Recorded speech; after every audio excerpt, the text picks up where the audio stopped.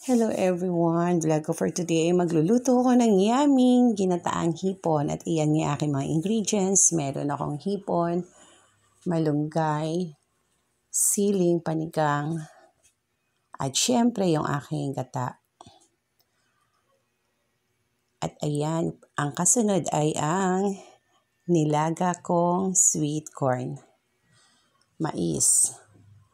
Yung ginamit kong panlaga dyan, pampalambot sa mais, ay yung pangalawang gata. Yan, pinalambot ko muna yan mabuti. Ayan, okay na yan. Bago ko ilalagay yung hipon. Ayan, nilagay ko na dyan yung hipon kasi nga malambot na yung sweet corn. Pakasarap na naman ang ulam ko for today, mga sisi at mga lods.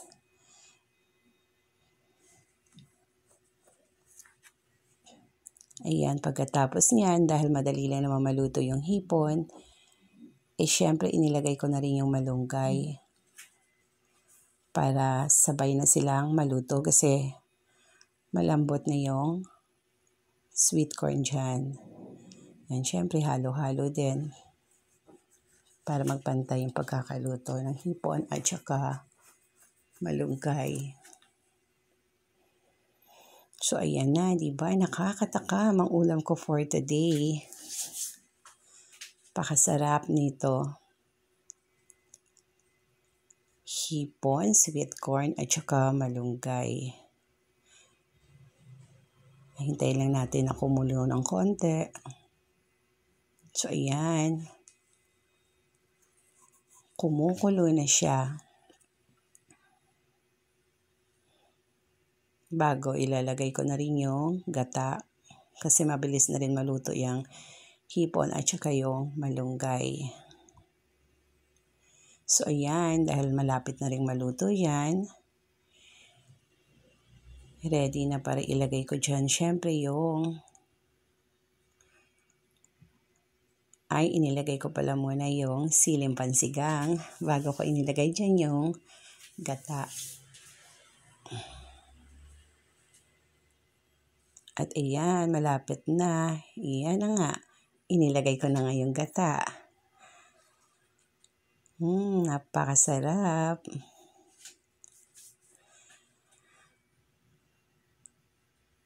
Dahil paluto na nga yan, kaya nilagay ko na yung unang gata. Ayan, syempre, hinalo-halo ko na rin. Para yung gata ay ma-mix sa aking ulam na hipon, malunggay, at sweet corn. Yan, kung di nyo pa ito na-try, mga kasisi, mga lods, try nyo na. Perfect po talagang ulam to. Napakasarap, malinamnam. Yan, enjoy and happy tummy na naman ang aking family sa aming simpleng ulam. So, ayan. Luto na yan mga kasisi ko at mga kalods.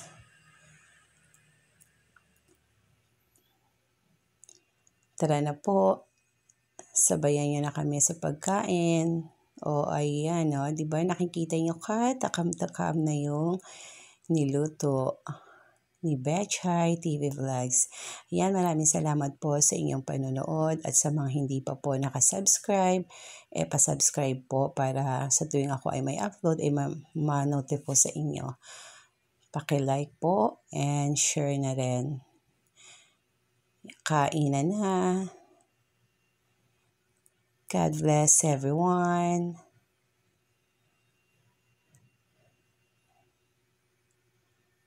So, ayan. Bye na po sa inyong lahat.